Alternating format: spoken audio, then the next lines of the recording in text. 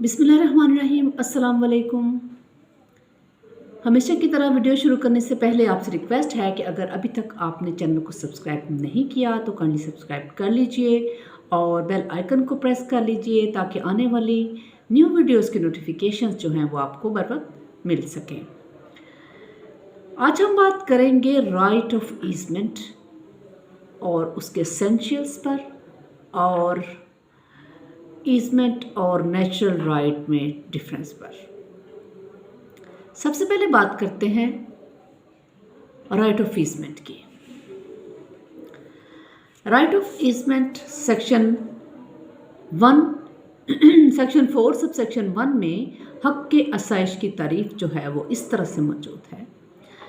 N easement is the right which the owner और occupier of certain land possesses as such for the beneficial enjoyment of the land to do and continue to prevent something being done in or upon or in respect of certain other land not his own।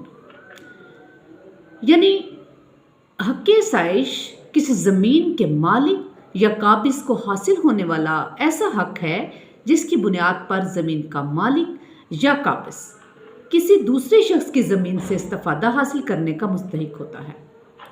ये सहूलत कोई काम करके या किसी काम में रुकावट डालकर हासिल की जा सकती है। मिसाल के तौर पर अलिफ मकान का मालिक होने की हैसियत से अपने पड़ोसी बे की ज़मीन पर से गुजरने का हक रखता है। ये हक अलिफ का हक के आसाइश है, यानी राइट ऑफ ईजमेंट है। इसी तरह से अलिफ माल के मकान होने की वजह से अपने हमसाया की ज़मीन पर से गुजर कर उसकी ज़मीन पर वाक़या चश्मे से पानी लाने का हक रखता है। ये भी राइट ऑफ ईजमेंट है। इसी तरह एक शख्स जो किसी मकान या अराजी का मालिक है या उस पर कब्ज़ है और ये हक रखता है कि अपने पड़ोसी के मकान या अराजी से बवक्त ज़रूरत इस्तिफ़ादा हासिल कर सकता है। बवक्त ज़रूरत या बहैसियत हक जो भी सूरत हाल हो, ऐसा इस्तिफ़ादा जो है वो राइट ऑफ ईजमेंट कहलाता है। राइट ऑफ ईजमेंट का ताल्लुक जो है दो अलहदा जायदादों से होता है। हर दो जायदादें दो अलहदा अशखास की मलकियत होती हैं या उनके कब्ज़ा में होती हैं और ऐसा होना ज़रूरी है क्योंकि कोई शख्स अपनी ही मलकियती या मकबूजा अराजी से इस किस्म का हक हासिल नहीं कर सकता। एक जायदाद या वर्सा जो है वो गालिब हैसियत यानी डोमिनेंट पोजीशन में होता है, जबकि दूसरा जायदाद या वर्सा जो है वो मगलूब यानी सर्वियंट पोजीशन में होता है। मिसाल के तौर पर जायदाद जिसको किसी दूसरी जायदाद या वर्सा के खिलाफ राइट ऑफ ईजमेंट हासिल होता है उसको गालिब वर्सा यानी डोमिनेंट हेरिटेज कहा जाता है और जिस जायदाद या वर्सा के खिलाफ ऐसा हक हासिल होता है उसे सर्वियंट हेरिटेज कहा जाता है। इसी तरह डोमिनेंट ऑनर और सर्वियंट ऑनर उसके मालिक को कहा जाता है। राइट ऑफ ईजमेंट जो है एक इनकॉर्पोरल राइट है जिसका वजूद होने के बावजूद नज़र नहीं आता। बाज़ मामलात ऐसे हैं जो बज़ाहिर राइट ऑफ ईजमेंट नज़र आते हैं लेकिन हकीकत में वो राइट ऑफ ईजमेंट नहीं होते। मिसाल के तौर पर अलिफ अगर अपनी ज़मीन पर से गुजरने का हक वक्फ कर देता है तो अगरचे ऐसा वक्फ शुदा हक कायम है लेकिन वो राइट ऑफ ईजमेंट में नहीं आता। इसी तरह से अलिफ अपने मकान से मुल्हका नाली को साफ़ करने और इसमें से रुकावटें दूर करने का पाबंद है ताकि दीगर जो मुल्हका मकानात हैं उनके मालिकान इस नाली से सही इस्तिफ़ादा हासिल कर सकें। ये भी राइट ऑफ ईजमेंट की तारीफ में नहीं आता। राइट ऑफ ईजमेंट की खिलाफ वर्जी पर हकीकतन डैमेज को साबित करना ज़रूरी है। नुकसान यानी डैमेज को ना सिर्फ जुज़वी तौर पर बल्कि मुकम्मल तौर पर भी साबित करना ज़रूरी है, वरना राइट ऑफ ईजमेंट के खिलाफ वर्जी नहीं होगी।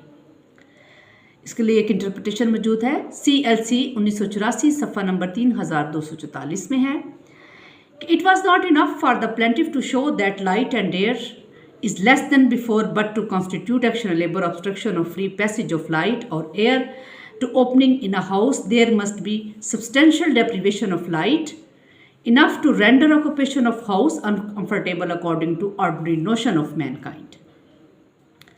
Even though a right of easement of light and air was established, a person further was not entitled to an injunction unless disturbance of his easement materially affected his enjoyment. यानी मदई का मौक़िफ़ अहमियत का हामिल नहीं था कि उसे पहले से कम हवा और रोशनी मिल रही है, बल्कि उसके लिए ये साबित करना ज़रूरी है कि उसे हवा और रोशनी से महरूम कर दिया गया है, जिसकी वजह से इसका अपना मकान में रहना तकलीफ हो गया है। अगरचे हवा और रोशनी का हक़ साबित हो गया, लेकिन करार दिया गया कि किसी शख्स के हक़ में उस वक्त तक हुक्म इम्तनाई यानी इंजेक्शन जारी नहीं किया जा सकता जब तक राइट ऑफ ईज़मेंट में बहुत ज़्यादा मुदाखलत ना की गई हो। इसके एसेंशियल जो हैं उसमें यह है कि राइट ऑफ ईज़मेंट हासिल करने के लिए किसी राजी का मालिक या काबज़ होना ज़रूरी है। किरायादार भी काबज़ के मानों में आता है। इसी तरह मालिक या काबज़ को ऐसी राजी पर कुछ करने या किसी को कुछ करने से रोकने का इख्तियार हासिल होना चाहिए, और मालिक या काबज़ को ऐसे हक़ से इस्तेफ़ादा करने का इख्तियार होना चाहिए। इसी तरह से 2 जायदादें या 2 विरसे होने ज़रूरी हैं, जिनमें से एक गालिब विरसा और एक दूसरा मगलूब विरसा होगा। जिस ज़मीन से राइट ऑफ ईज़मेंट हासिल किया जाना हो वो किसी दूसरे शख्स की मलकियत या कब्ज़े में होना ज़रूरी है।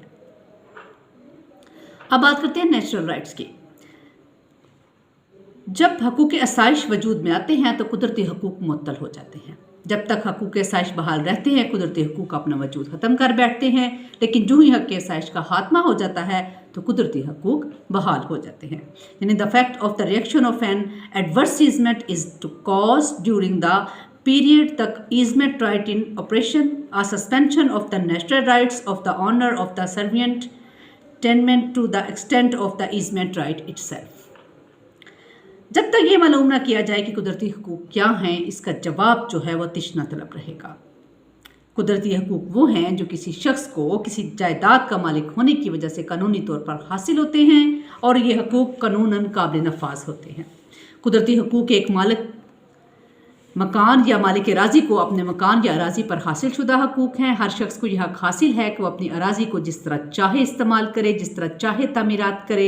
ऐसे फितरी या कुदरती हकूक़ उसे कानूनन हासिल होते हैं। हर मालिक मकान या मालिक अराज़ी को सहारे और पानी के कुदरती हकूक़ भी हासिल होते हैं। ऊंची ज़मीन से पानी नीची ज़मीन की तरफ बह कर आना एक कुदरती हक़ है जो ऊंची ज़मीन के मालिक को हासिल है। नीची ज़मीन के मालिक को यह हक़ हासिल नहीं है कि वैसे पानी को नीचे बह कर आने से रोके। ऐसा करना ऊंची ज़मीन के मालिक के हक़ में मुदाखलत होगी। हर मालिक अराज़ी या मालिक मकान अपने मकान या अराज़ी से मुल्क का अराज़ी और मकान से सहारा हासिल करने का कुदरती हक़ रखता है। इसी तरह एक शख्स को अपनी अराज़ी को ज़ेर इस्तेमाल लाने और अपनी पसंद के मुताबिक तामीरात करने का हक़ हासिल है। ये इसका कुदरती हक़ है, लेकिन जब ये पाबंदी आयद होती है कि वह तामीरात इस अंदाज में ना करे कि पड़ोसी का हक़ आसाइश मुतासिर हो, इस तरह पड़ोसी के हक़ आसाइश यानी राइट ऑफ ईज़मेंट का नफाज होता है, और ऐसा नेचुरल राइट पर पाबंदी आयद होती है। अब हम कुछ देखेंगे कि राइट ऑफ ईज़मेंट और नेचुरल राइट्स में डिफरेंस क्या है। राइट ऑफ ईज़मेंट और नेचुरल हकूक़ में जो फ़र्क है वो ये है कि कुदरती हकूक़ एक मालिक अराज़ी या मालिक मकान को अपने अराज़ी और मकान पर हासिल होते हैं, जबकि राइट ऑफ ईज़मेंट एक जायदाद जो कि डोमिनेंट हैसियत में है उसको दूसरी जायदाद जो कि सर्विएंट हैसियत में है उसके खिलाफ हासिल होते हैं। गोया कुदरती हकूक़ का ताल्लुक एक ही जायदाद से होता है, जबकि राइट ऑफ ईज़मेंट का ताल्लुक 2 जायदादों से होता है। राइट ऑफ ईज़मेंट के नफाज से चूँकि नेचुरल हकूक़ मुअत्तल हो जाते हैं, इसलिए राइट ऑफ ईज़मेंट को कुदरती हकूक़ पर बरतरी और फ़ौक़ियत या गालिब हैसियत जो है वो हासिल होती है। राइट ऑफ ईज़मेंट कुदरती हकूक़ पर एक किस्म की पाबंदियों का नाम भी है। कुदरती हकूक़ को एक राज़ी से दूसरी राज़ी की मलकियत में जब कुल्लन या जज़्बन दे दिया जाता है तो कुदरती हकूक़ की जगह हकूक़ के असाइस यानी राइट ऑफ ईज़मेंट जन्म ले लेते हैं। माहिर कानून मियां ज़हूरुल हक अपनी किताब का राइट ऑफ ईज़मेंट के सफ़ा नंबर 18 पर हर दो के फ़र्क को वाज़े करते हुए कुछ इस तरह से कहते हैं कि every owner of land enjoys as an incident arising by law from the ownership of his land and in addition to his rights over his own land certain rights which are generally called natural rights arising just due nature. An easement is a right enjoyed over and above the natural rights, and the burden of an easement involves in general a diminution or detraction from the natural rights of the servient tenement. Every owner has a natural right to sport and to water. ये था right of ईज़मेंट और natural right के बारे में کچھ خاص باتیں اور ان دونوں کے درمیان میں پایا جانے والا ڈفرینس۔ نیکسٹ ہم نیو ٹاپک کے ساتھ حاضر ہوں گے۔ اللہ تعالیٰ آپ سب کا حامی و ناصر ہو۔ شکریہ۔